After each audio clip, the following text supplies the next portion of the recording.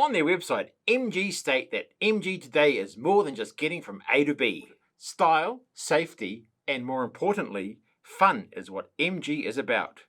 To find out if MG is bringing the fun, I caught up with MG hybrid owner, Tony Wall. So this is the MG plug-in electric hybrid Excite model, and I bought this about probably 3 months ago now, and yeah, I've already done about 7,000 kilometres in it, I think. I use it a lot for work out of town. So when I go on out of town trips, or use petrol obviously, and for around town here in Tauranga, it's just purely electric. This is the electric recharging here. It's just an outdoor plug that I've set up, just a normal plug with a type 2 cable. Takes about, overnight charge really, takes probably about 6 to 8 hours for a full charge. That gives you 63 kilometres. And of course on the other side here, you got your petrol. Oh, yeah, so you're on the other side, so you've got to figure out which side you're pulling in at the pump to fill up. What petrol does that take? They recommend the 95 and above, so yeah, usually 95. So at the moment it's a bit more expensive, which is a bugger, but I haven't filled it up many times. In those 3 months, probably half a dozen times. And that's because, as I say, I do a lot of Ks out of town. If it was just around town, I'd never fill it up probably.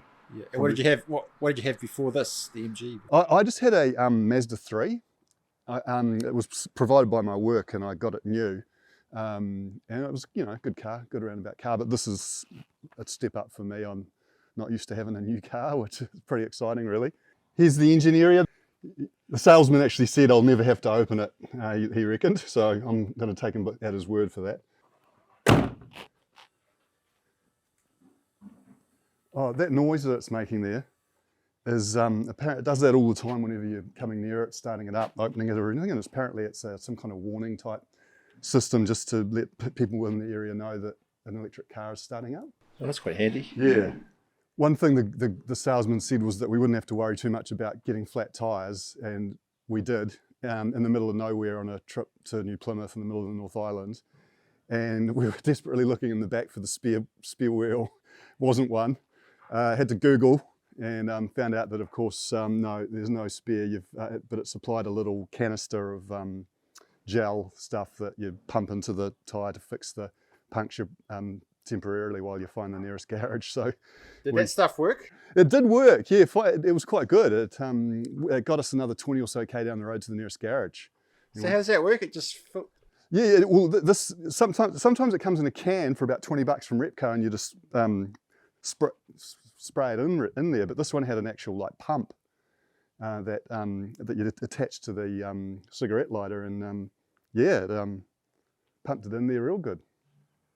Yeah, there's not a huge amount of space in the boot. We found that when we went on holiday, we were struggling a little bit to get everything in there, sort of coming right up to here. So it could be a bit better than that. It's not ideal. And we'll look at your spare tyre. Yeah, I was going, where's the spare? Where's the spare? I'm looking in here, and finally I found this. I think it was in here somewhere. The canister of. Actually, I might have. Not sure if it's. Oh, this thing here was the. Oh yeah. It's got a little.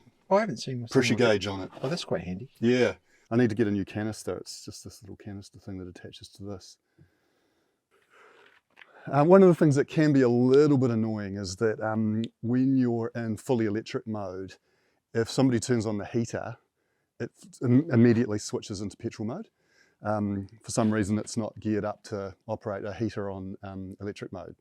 So it can be quite fiddly on a cold day. You're driving along, you want to hit the heater on, you're having to fiddle around with the aircon and the heater and everything and then you'll be in and out of electric and petrol. So that's a bit of a pain. And also, so the heater doesn't work on electric? Yeah. The seats, there's the heater that blows out of here, but there's also heating on the seats. Yeah. They are connected to a different fuse or different amp system, whatever you call it. So they can operate on electric, so you can have a nice warm bum. but you can't have the heater going. With this being the Excite model, there's another model called the Essence, which is about $5,000 dearer, and it's got a sunroof, leather seats, and a few just other bells and whistles. So I didn't really feel that I needed that, so I took the cheaper option. And then once the clean car discount comes in, you get another $5,000 or $6,000 off it too, so that was good. Just one other thing that can be a little annoying is when you're switching between hybrid mode and full electric. There's just a little button you push for EV, and it can be, sometimes isn't that smooth, especially when it's coming out of electric into petrol. It sort of can surge a bit. It doesn't feel that smooth, but I mean nothing too dramatic, but just doesn't feel that smooth sometimes, that's all. And what's it like on the open road? It's very good on the open road, especially in petrol mode. And it's got some real guts and good acceleration and stuff. And of course, when it's in hybrid mode, it's charging the electric's battery as well. So you can squeeze another sort of 2, 3, 4, 5 Ks out of your electric motor per probably 100 Ks. So once you've used up all your electric storage on an out-of-town trip, the petrol engine will continue to just give you a little bit more. So it's faux leather seats. The more expensive one has the actual leather, but that's cool. I didn't need that. Plenty of storage in here, a couple of cup holders, and storage in there. Got the Apple iPlay situation here. How do you find the screen? Yeah, the screen's pretty good. As I said before, it can be a little bit of pain when you sort of, I don't like the aircon being on the screen. Playing around here with all these buttons, and I'd prefer really just the old-fashioned twirly thing, because it can be quite distracting when you're driving, having to work around on this. And same with the radio.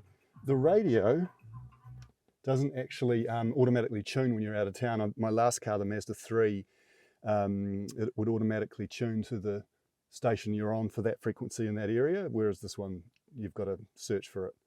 You have got physical buttons down here though, haven't you? That's just volume, yeah. Yep, that's the home button. And yeah, aircon. Rear window demister and front window demister. So you can do those from buttons? Yeah, which was quite good, yeah. It just brings it up on the display. Yeah, it's pretty roomy. It's actually particularly good in the back. There's heaps of leg room in the back. Real comfy, actually. Good for long trips. Couple of USB connections here as well. Got some ear vents and USB connections. Storage unit there for cup holder. Yeah, it's quite nice for the kids in the back.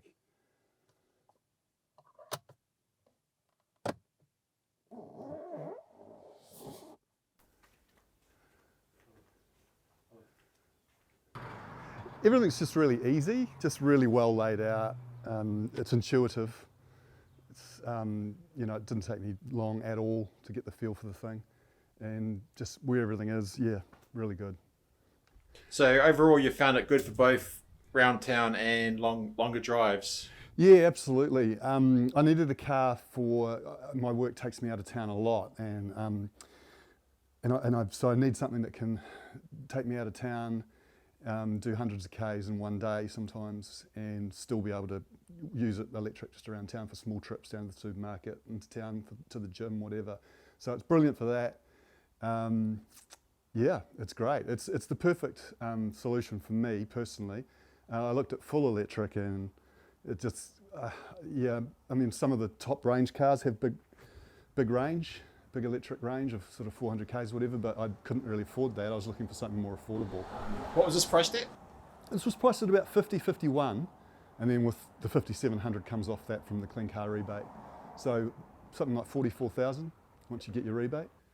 Yeah, I looked at some of the other options out there for the hybrid plug-in electric, and I don't know, I just sort of found them all a bit samey, and there's lots of them around. I just wanted something a little bit unique and different, and I just found that the MG was different. You know, it's got that MG name that we all know from the sports car. Obviously, it's not that, but it's just slightly more racy feeling and a bit different, as I say. And yeah, that was one of probably the main reason why I went for it. Thanks for watching the video. A big thanks to Tony for giving me the tour of his car.